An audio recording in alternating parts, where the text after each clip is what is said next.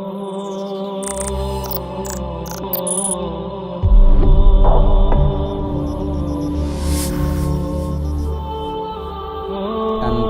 taufik daripada Allah, walau beranggap puat apa god mentang hana darumpo asid, maka ji na urang carang tapi han malim, na urang malim kan dasar carang. Mana ji urang IQ tinggi tapi menyo hana merumpo taufik daripada Allah, hana jadi malim. Na mentang cara ande lale hana mulang alenyan mangin, kita angin merah hanya niput angin badai badai Amerika ada ibu poh lain, yang kesimpulan orang hana jadi malim ya karena hana taufik daripada Allah.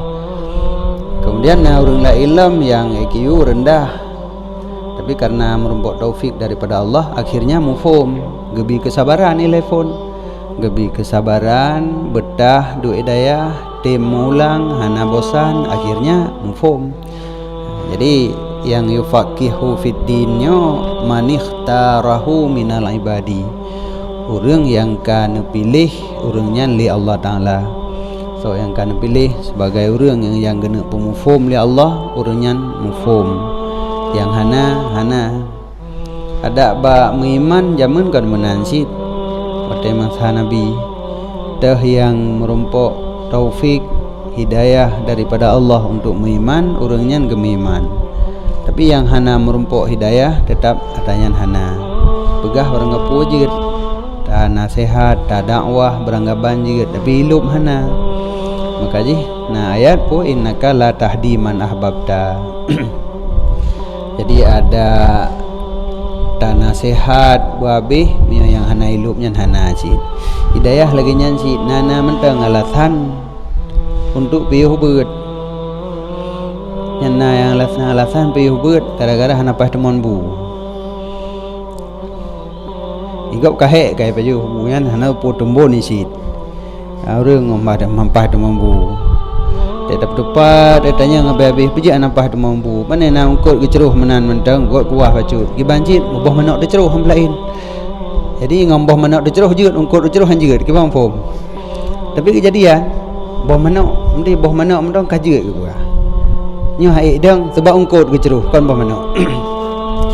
Yang ke alasan mentang yang wibutnya kanyo hanai tamong dalam man ikhtarahu minal ibad, hana ruh dalam orang yang kanu pilih oleh Allah.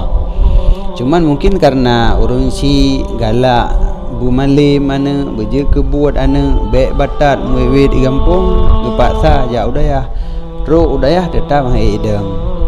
Tapi menyayangkan merumpok hidayah daripada Allah yang tika betah di roh udayah lagi ungkut di dalam iya. Tapi yang hai idang yang hana merumpok taufik lagi ungkut di tengah darat.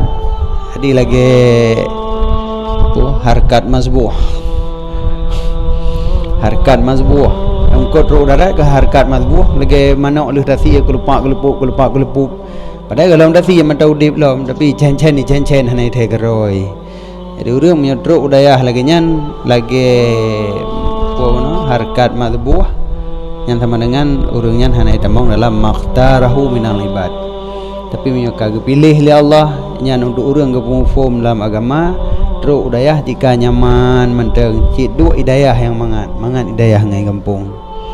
Jadi dia mangat kampung sehingga tiap bulan saya kasih syarat laki din benawo tiat nyana mangat so delom bulannya kalau wolom uli tanggai oman hantip lom untuk tanggai yang menan paduro tu kalau untuk tanggai katru adengku lo ropulan aku idin jawo nyan kira jun ko katru darat.